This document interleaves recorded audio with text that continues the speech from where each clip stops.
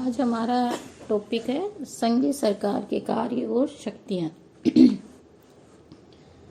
संघीय सरकार मुख्यतः एक प्रशासनिक संस्था है और संविधान के अनुच्छेद 174 के अनुसार इसमें संयुक्त राष्ट्रमंडल की सर्वोच्च निदेशन और कार्यपालिका शक्ति निहित है। प्रशासनिक शक्तियों के अतिरिक्त संघीय सरकार को कुछ महत्वपूर्ण विधायी, वित्तीय और न्यायिक शक्तियां भी प्राप्त हैं। नवीन संविधान के अनुच्छेद 180 से लेकर 187 में संघीय सरकार के कार्यों और शक्तियों की एक लंबी सूची निहित है, जिस पे आज हम चर्चा कर रहे हैं। पहली है कार्यपालिका शक्तियां। संघीय सरकार संयुक्त राष्ट्रमंडल की सर्वोच्च कार्यपालिका सत्ता है और इस क्षेत्र में उसकी शक्तियां निश्चित रूप से बहुत अधिक व्यापक हैं। कार्यपालिका की जो शक्तियां हैं स्वयं सरकार की, वो इस तरह है। पहली, सरकारी नीति का निर्धारण और जनता का सरकार से संबंध। संघीय सरकार सरकारी नीति के लक्ष्य तथा इन लक्ष्यों की प्राप्ति के साधन निर्धारित करेगी। ये सरकार के कार्यों का नियोजन करेगी तथा इसमें समन्वय स्थापित करेगी। ये जनता को समय समय पर तथा पूर्ण रूप से अपनी गतिविधियों की जानकारी देगी। ये जानकारी केवल उस समय तक नहीं दी जाएगी जबकि निजी या सार्वजनिक हित में ऐसा करना उचित न हो। शासन व्यवस्था का संचालन। संघीय सरकार संघीय विधियों तथा आदेशों के अनुसार समस्त राष्ट्रमंडल में प्रशासन को नियंत्रित करती है। संघीय सरकार के उपबंधों, संघीय संसद द्वारा निर्मित विधियों, अध्यादेश और संघीय सर्वोच्च न्यायालय के निर्णयों को कार्य रूप प्रदान करने का दायित्व संघीय सरकार पर ही है। संघीय सरकार को उन सभी पदों पर नियुक्ति करने का अधिकार प्राप्त है जिस पर नियुक्ति की शक्ति संघीय संसद, संघीय सर्वोच्च न्यायालय या अन्य किसी संघीय प्राधिकरण को प्रदान नहीं की गई। वैदेशिक संबंधों का संचालन। संघीय सरकार स्विट्जरलैंड के हितों को दृष्टि में रखते हुए वैदेशिक संबंधों का संचालन करेगी। यह विदेशों में स्विट्जरलैंड का प्रतिनिधित्व करेगी। यह विदेशों से संधियां करेगी तथा उन्हें स्वीकृति के लिए संघीय संसद के सम्मुख प्रस्तुत करेगी। विदेशों के साथ की गई संधियों की क्रियान्विति का दायित्व भी संघीय सरकार पर ही है। आंतरिक और बाहरी सुरक्षा। बाहरी आक्रमण से स्विट्जरलैंड की स्वतंत्रता और तटस्थता की रक्षा करना तथा आंतरिक क्षेत्र में शांति और व्यवस्था बनाए रखना भी संघीय सरकार का दायित्व है तथा संघीय सरकार इसके लिए सभी आवश्यक कदम उठा सकती है। इस हेतु संघीय सरकार सीमित समय के लिए अध्यादेश भी जारी कर सकती है। संघीय सेना पर नियंत्रण। संघीय सरकार को संघीय सेना पर नियंत्रण की शक्ति भी प्राप्त है। यदि संघीय संसद की बैठकें न हो रही हो और सुरक्षा की दृष्टि से ऐसा करना आवश्यक हो तो संघीय सरकार स्वयं ही अपनी इच्छा से सेना का प्रयोग कर सकती है। लेकिन यदि 3 सप्ताह से अधिक की अवधि के लिए या 4000 से अधिक सैनिकों का प्रयोग करना हो तो इस पर संघीय संसद की स्वीकृति आवश्यक होती है। इसके अतिरिक्त संघीय सरकार के द्वारा कुछ औपचारिक कार्य भी किए जाते हैं। ये कार्य संघीय सरकार सामूहिक रूप से या इसके 2-3 सदस्य मिलकर करते हैं। विदेशी अतिथियों का स्वागत, राजदूतों से परिचय पत्र प्राप्त करना, राष्ट्रीय समारोह और मनोरंजन आयोजन में भाग लेना, ऐसा ही कुछ कार्य है। विधायी शक्तियाँ। संघीय सरकार को विधायी क्षेत्र में भी महत्वपूर्ण स्थिति प्राप्त है।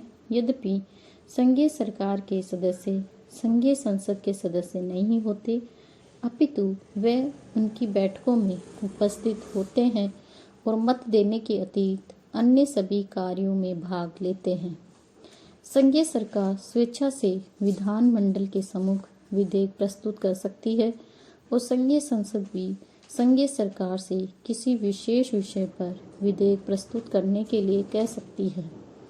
व्यवहार के अंतर्गत लगभग 95% विधेयक संघीय सरकार के द्वारा ही प्रस्तावित किए जाते हैं। संघीय सरकार को संविधान संशोधन संबंधी विधेयक प्रस्तावित करने का भी अधिकार प्राप्त है। संघीय संसद के दोनों सदनों में साधारण सदस्य द्वारा जितने भी विधेयक प्रस्तावित किए जाते हैं उन सबको स्वयं प्रथम संघीय सरकार से संबंधित सदस्यों के पास उनके विचार के लिए भेजा जाता है और इसके बाद ही संघीय संसद उन पर विचार करती है। संघीय सरकार के सदस्य किसी विषय पर ये प्रस्ताव भी कर सकते हैं कि उस पर लोक निर्णय कराया जाए।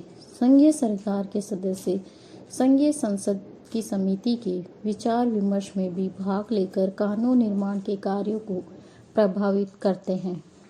इन सब के अतिरिक्त संघीय सरकार को अध्यादेश जारी करना तथा पद्धति व्यवस्थापन की प्रणाली के अंतर्गत कानूनों को लागू करते हुए नियम बनाने का अधिकार भी प्राप्त है।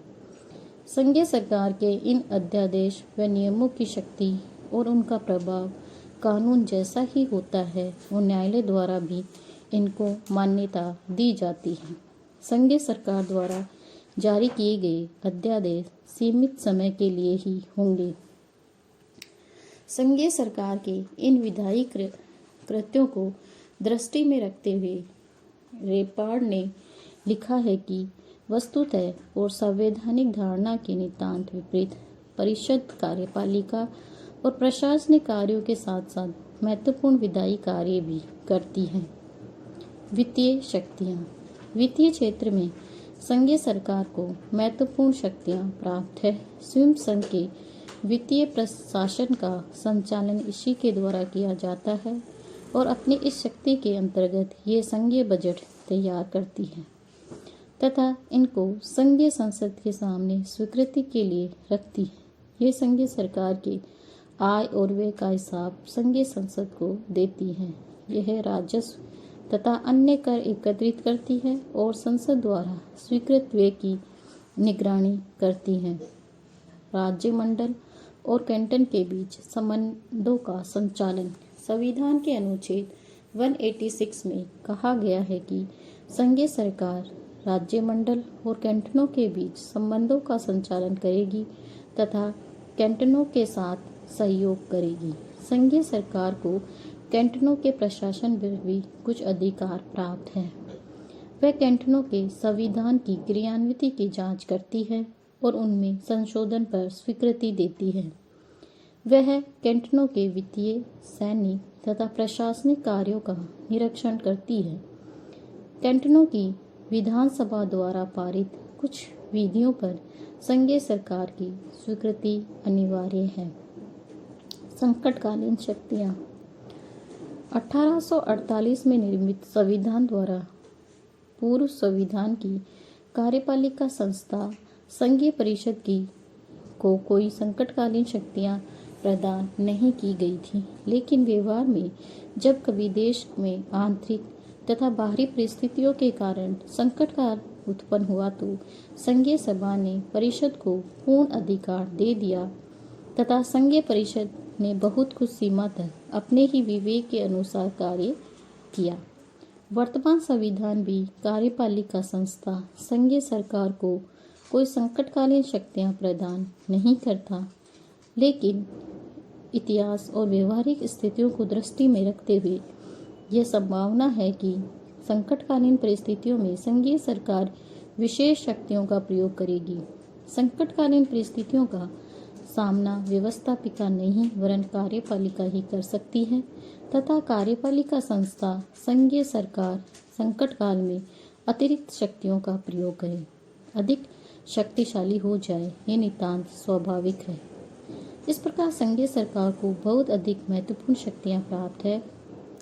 पूर्व संविधान की कार्यपालिका संस्था संघीय परिषद के संबंध में लावेल ने लिखा था, संघीय परिषद को राष्ट्रीय घड़ी की कमान कहा जा सकता है और ये निश्चित रूप में राष्ट्रीय शासन का संतुलन चक्र हैं। संघीय परिषद के संबंध में कही गई ये बात